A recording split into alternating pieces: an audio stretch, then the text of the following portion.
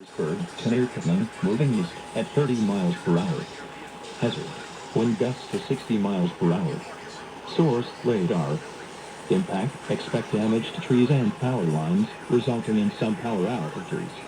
Locations impacted include Kittening, Brookville, Rimmersburg, Ford City, New Bethlehem, West Kittening, East Brady, Royal Valley, Parker, Sligo, Worthington, Dayton.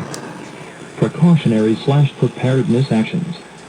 Torrential rainfall is occurring with these storms, and may lead to flash flooding. Do not drive your vehicle through flooded roadways. Move to an interior room on the lowest floor of a building. Please report severe weather by calling 41262-1988 to the National Weather Service Pittsburgh Facebook page, or using Twitter at NWSPITTSBURGH.